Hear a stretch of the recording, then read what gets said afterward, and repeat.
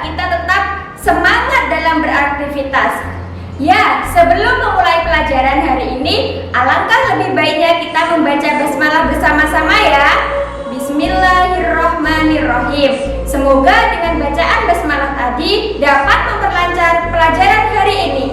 Halo anak-anakku yang solih dan solihah, bertemu lagi dengan Ustazah Rosa. Kali ini kita akan belajar tentang kemuhammadiyahan. Mengapa sih kita harus belajar kemuhammadiyahan? Karena pepatah mengatakan, tak kenal maka tak sayang, tak sayang maka tak cinta, tak cinta maka tak ada pengorbanan. Padahal Perserikatan Muhammadiyah bisa tetap jaya dan eksis sampai sekarang ini berkat adanya pengorbanan dan perjuangan para tokoh pendiri Muhammadiyah. Mereka rela mengorbankan harta benda mereka hingga nyawa mereka untuk tetap tegak dan jayanya Perserikatan Muhammadiyah. Maka di pertemuan kelas 7 semester 1 di bab 1 kita akan membahas mengenai perguruan Muhammadiyah. Nah, sebelum kita mengenal lebih dekat apa itu perguruan Muhammadiyah, kita harus mengetahui sejarah berdirinya perguruan Muhammadiyah dan kita harus mengetahui siapa pendiri Muhammadiyah. Ya, pendiri Muhammadiyah adalah Kiai Haji Ahmad Dahlan atau sering disebut nama kecilnya dengan Muhammad Darwis. Beliau merupakan putra dari Kiai Haji Abu Bakar dan Siti Aminah. Sejak kecil, beliau telah menunjukkan anak yang cerdas, bersemangat tinggi, mempunyai jiwa belajar yang tinggi, pantang menyerah, mempunyai kreativitas dan inovasi yang tinggi. Hal ini ditunjukkan dengan beliau memiliki banyak guru dalam belajar. Saat belajar, beliau belajar dengan guru satu ke guru-guru yang lain. Nah, tidak hanya itu, ketika Kiai Haji Ahmad Dahlan telah menikah dengan Siti Walidah atau sering disebut dengan Nyai Ahmad Dahlan seperti gambar di atas, beliau mempunyai kesempatan pergi ke haji. Dengan semangat yang tinggi dan keikhlasan yang tinggi, beliau Kiai Haji Ahmad Dahlan rela meninggalkan keluarga yang baru saja dirajut untuk pergi ke tanah suci untuk beribadah haji dan juga belajar dengan para ulama-ulama di Mekah. Ya, pada zaman dulu pergi berhaji menggunakan kapal laut. Beda dengan sekarang menggunakan pesawat terbang. Zaman dulu pergi berhaji itu menempuh waktu kurang lebih 2 bulan. Tetapi sekarang dengan pesawat terbang kita lebih mudah pergi berhaji. Hanya dengan 5 jam saja kita sudah sampai di Mekah. Mungkin untuk mengurangi rasa penasaran kita, siapa sih sosok Kiai Haji Ahmad Dahlan? Berikut ada cuplikan video. Kaum perempuan juga harus pintar. Sopo sing wani ngowawai lagi blak? Sopo meneh nek ora Dahlan? Yaya nyaran. Nek wis suwi ngilmu agama, ayo padha langti ngamalno. Saya janji akan menyusun rencana yang lebih besar lagi, Tuan.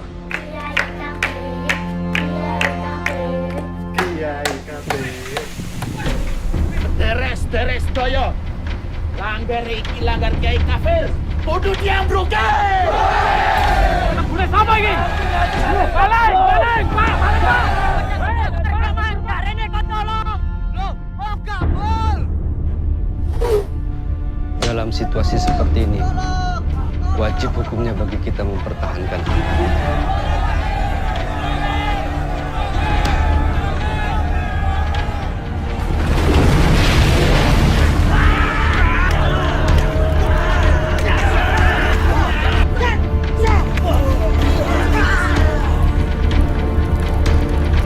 Ojo meneng wae kaya ngono kuwi, Dahlan. Orang hijrah bayi. Semoga tongkat ini kelak akan menjadi bedil yang berguna untuk Allahu Akbar.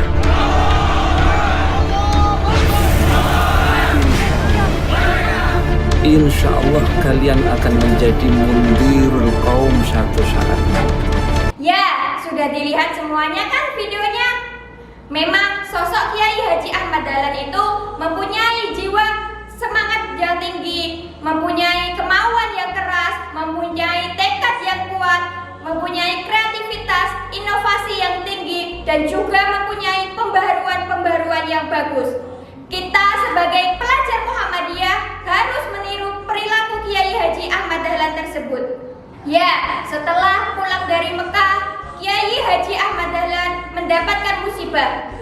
Ayah beliau, Kiai Haji Ahmad Dahlan, wafat. Kemudian Kiai Haji Ahmad Dahlan mendapatkan tugas menggantikan posisi ayahnya untuk menjadi khotib di Masjid Agung Kauman. Selain itu, Kiai Haji Ahmad Dahlan juga mendapatkan tugas mengajar di beberapa tempat di Kauman. Namun, beliau Kiai Haji Ahmad Dahlan tidak puas dengan sistem pembelajaran yang ada pada zaman itu. Menurut beliau, sistem pembelajaran pada zaman itu tidak memuaskan masyarakat dan agama Islam. Ada dua sistem pembelajaran pada zaman itu. Yang pertama, sistem pembelajaran pondok pesantren. Ciri sistem pembelajaran pondok pesantren antara lain, yang pertama, dalam sistem pondok pesantren itu tidak memiliki kelas. Jadi, pembelajaran di pondok pesantren itu dilakukan secara bersama-sama dengan kiai di tengah, kemudian dikelilingi oleh para santri. Yang kedua, sistem pembelajaran pondok pesantren hanya mengajarkan ilmu-ilmu agama seperti bahasa Arab, fikih, akidah akhlak, Quran hadis, dan lain sebagainya.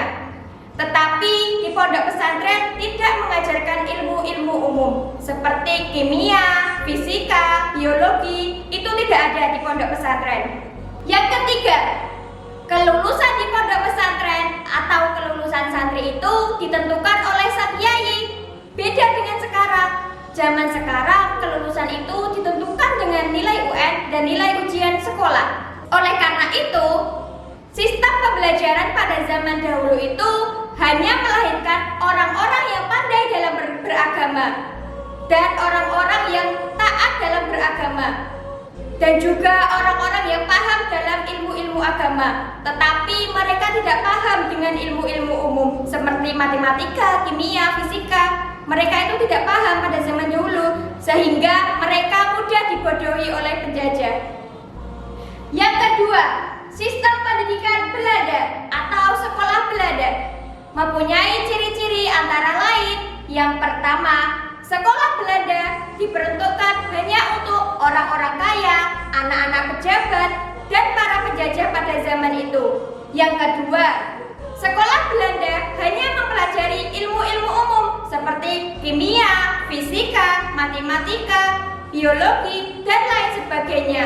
Tetapi di sekolah Belanda itu tidak mempelajari ilmu-ilmu agama seperti tidak mempelajari fikih, Al-Quran hadis, bahasa Arab, dan sebagainya. Ciri sekolah Belanda yang ketiga adalah dikelola dengan sistem modern. Sekolah Belanda pada zaman dulu sudah menggunakan kurikulum, evaluasi pembelajaran, sarana dan prasarana yang baik, sudah ada meja, kursi, papan tulis, dan lain sebagainya. Nah, melihat dua sistem pendidikan tadi, Kiai Haji Ahmad Dahlan mempunyai terobosan baru, yaitu menggabungkan dua sistem pendidikan tadi menjadi satu, sehingga lahirlah perguruan Muhammadiyah pada tanggal 1 Desember 1911. Awalnya, sekolah tersebut diselenggarakan oleh Kiai Haji Ahmad Dahlan di ruang tamu rumah beliau. Yang diajarkan ada dua, yang pertama ilmu agama, yang kedua ilmu umum, dan juga dikelola dengan sistem modern, menggunakan sarana dan prasarana yang baik seperti ada meja, kursi, papan tulis, evaluasi pembelajaran, kurikulum pembelajaran, dan lain sebagainya. Sehingga sistem pembelajaran yang modern ini dikagumi oleh masyarakat, dan masyarakat pun bekerja sama dengan Kiai Haji Ahmad Dahlan untuk membuka sekolah yang lebih unggul dan lebih bagus di Kauman.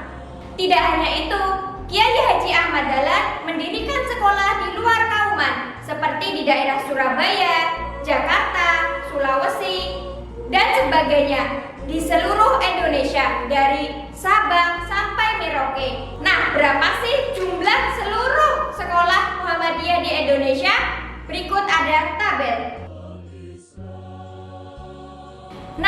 Sekarang kita akan membahas 4 fungsi perguruan Muhammadiyah. Yang pertama, fungsi pendidikan. Perguruan Muhammadiyah mempunyai tujuan untuk mencerdaskan kehidupan bangsa dengan sistem pendidikan yang modern dan juga menyeimbangkan ilmu agama dan juga ilmu umum. Pendidikan Muhammadiyah tidak hanya diperuntukkan bagi orang-orang yang mampu, tetapi juga untuk orang yang tidak mampu. Yang kedua, fungsi pelayanan. Perguruan Muhammadiyah mempunyai tujuan untuk memberikan pelayanan pendidikan yang terbaik bagi seluruh masyarakat Indonesia, baik yang mampu ataupun yang tidak mampu. Semua diberikan pelayanan yang sama dengan mendirikan lembaga-lembaga pendidikan di seluruh pelosok Indonesia. Yang ketiga, fungsi dakwah. Perguruan Muhammadiyah mengajarkan nilai-nilai keislaman, keimanan, ketakwaan kepada Allah Subhanahu wa taala, sehingga kita sebagai pelajar Muhammadiyah diharapkan mempunyai pedoman hidup dan menjadikan kita bahagia dunia dan akhirat. Yang keempat, fungsi kaderisasi.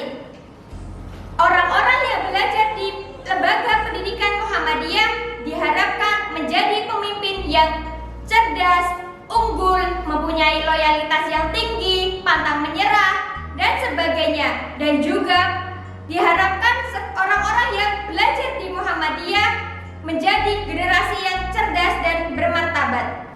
Ya, selanjutnya kita akan membahas visi. Apa sih itu visi? Ada yang tahu? Visi adalah suatu gambaran, tujuan, impian yang akan kita capai dalam waktu terdekat.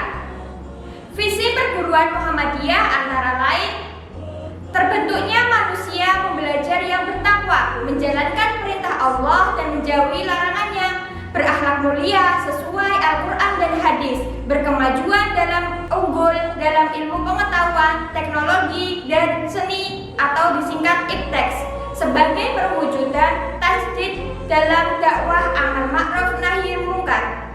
Ya, selanjutnya kita akan membahas misi. Ada yang tahu misi itu apa? Misi adalah suatu langkah-langkah atau cara ataupun metode yang kita gunakan untuk mencapai visi tadi atau tujuan tadi tersebut.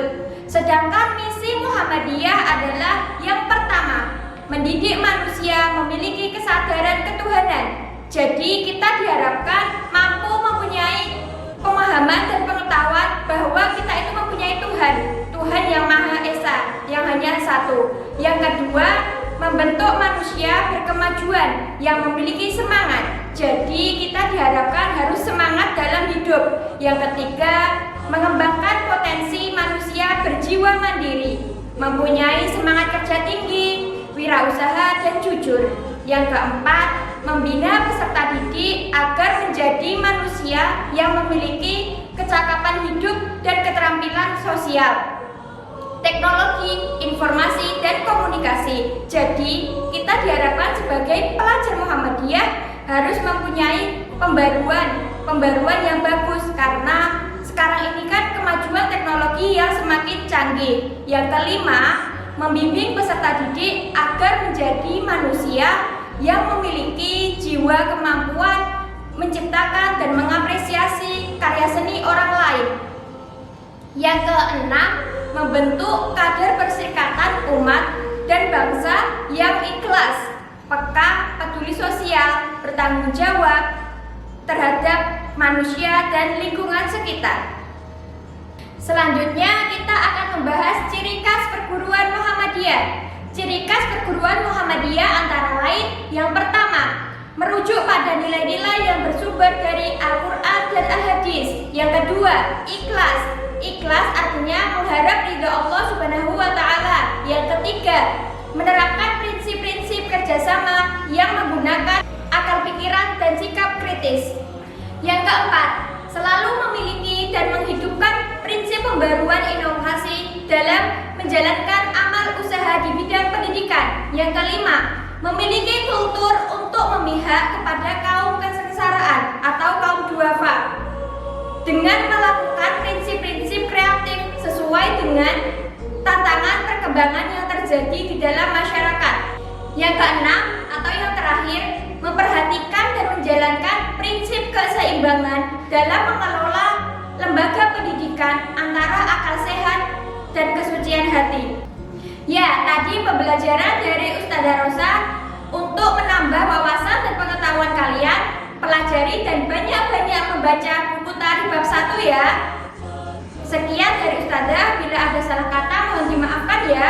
Billahi taufik wal hidayah. Wassalamualaikum warahmatullahi wabarakatuh.